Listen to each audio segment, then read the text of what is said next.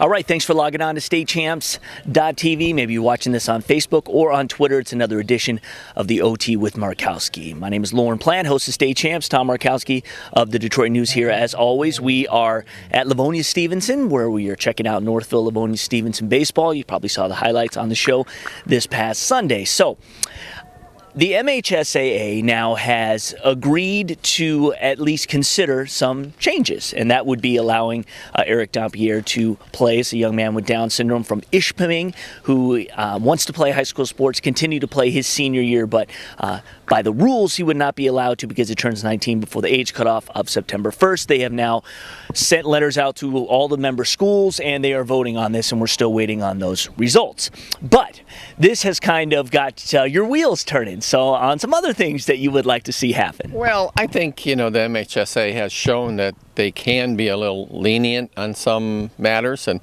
I applaud them for this, sending out the letter to the member schools. We are now awaiting, hopefully next week sometime we will hear.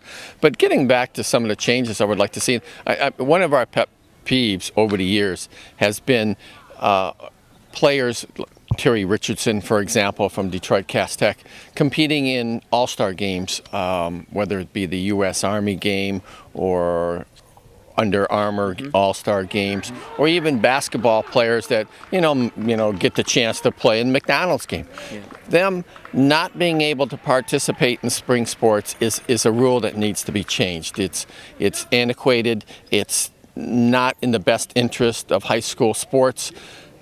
Regardless of what Jack Roberts of the MHSA says, this is something that needs to be changed. Those athletes should not be penalized for being extremely good in their sport of choice, where they would not, like a Terry Richardson competing in track and field, for example. Or Dior Mathis, who was another Cass Tech guy. Right, who went to Oregon. I mean, the list goes on and on. And Devin Gardner. And you go back into the way back when Shane Battier played. He was a baseball player because he competed in the McDonald's game.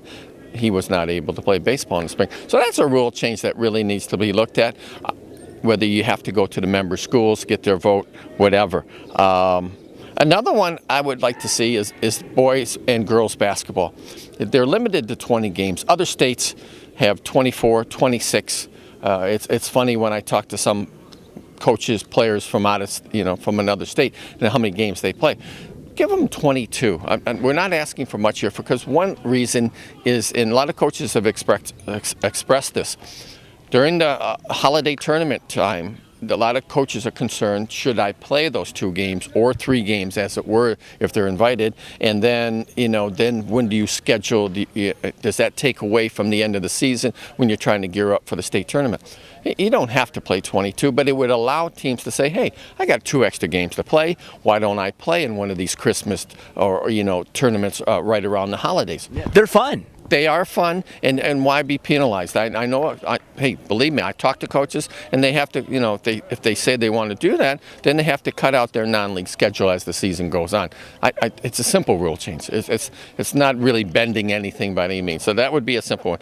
The big change I would like to see is in football, go to 6 weeks of playoffs, cut the season back to 8 games, and double the amount of playoff teams in the playoffs. I've stated this over and over again. 256 now get in. You would increase it to 512. Basically, all the teams that would be 1-7 or 0-8 would not get in. There'd probably be a couple of 2-6s. It would also ease scheduling. I mean, we've talked to coaches, and they'd say, well, I got to get that 6 wins. I can't schedule that. Or even go further to some of the big private schools. Even Hudsonville on the west side and other big-time schools on the west side have to go out of state to schedule because teams don't want to play them. I mean, that's very common in the Catholic League in our area, but it happens to other schools throughout the state too. That wouldn't take place anymore. That 6, that big number 6 in the heads of the coaches would be eliminated. They would just play their regular season, and basically they would know they were in the playoffs. So that would be a rule change that would be definitely an advantage for everybody. Absolutely. That's good stuff. All right. Well, on Monday, the Detroit Athletic Club hosted their annual student Athletes of the Year. They do it for both high school and college. Obviously, we're interested in the high schoolers. And a couple familiar names, and talk about who they were. Well, Gabby Urick out of Rochester, Stony Creek, All-State in basketball. Miss Golf will play for Michigan State University in golf next year. She was the winner of the female award. And Taylor Massa out of St. John's, who was just I guess I'm going to call him a freak. Yeah. I mean, he is undefeated in high school, 231-0. Ranked number 1 in the nation, going to the University of Michigan. Yeah. Some people thought, well, Michigan doesn't have the top wrestling program, but Taylor has his sights set on the 216 Olympics. Olympics 2016, and they have Olympic training facilities there at Ann Arbor, and he was explaining to me, I'm not that much up on the intricacies of wrestling, but he was telling me the style of wrestling that he wants to compete in is being taught at the University of Michigan, and he says it's great for me, and hey, you live in St. John's, you got to travel to Ann Arbor, no problem, for your family too. So, and not only that, the Big Ten is widely recognized as the most competitive wrestling conference in the nation. Sure, you look at Iowa, one of the best programs in the country. So, and Michigan's now Nebraska being in the Big Ten, right? That changes the dimensions of the Big Ten as well, with 12 teams being there. But congratulations to both. Obviously, both had great senior years. It was I don't know. It was the boys' race. There was a lot of great candidates there. So congratulations to both. Yeah, and you thought maybe Madison Rostovsky might pull it off on the Miss Basketball. Yeah, I thought Madison had a great chance, and I do not know who finished in the pecking order of the top 6 in each of the male and female, and it really doesn't matter to me. But I had heard the voting was very close for the girls. And obviously, basketball being the sexy sport, to not use a term, but marquee sport. Gabby Urick obviously was a great basketball player. She's really underrated as far as, but Stony Creek never really made any serious advances in the tournament. But as a golfer, for 4 years, she was, top of the line. What I think would help Gabby is that she was a two-sport excellent athlete, and that really helped her. And it was funny at the award ceremony, they were joking, how are they going to keep Susie Merchant away from you to try to walk on? She says, I'm not sure I'm looking at it that way. They're going to have to keep me from Susie Merchant. That's how much that basketball blood is still in Gabby. So we'll see. Time will tell. Yeah, no doubt about it. All right, finally then, baseball pre-districts.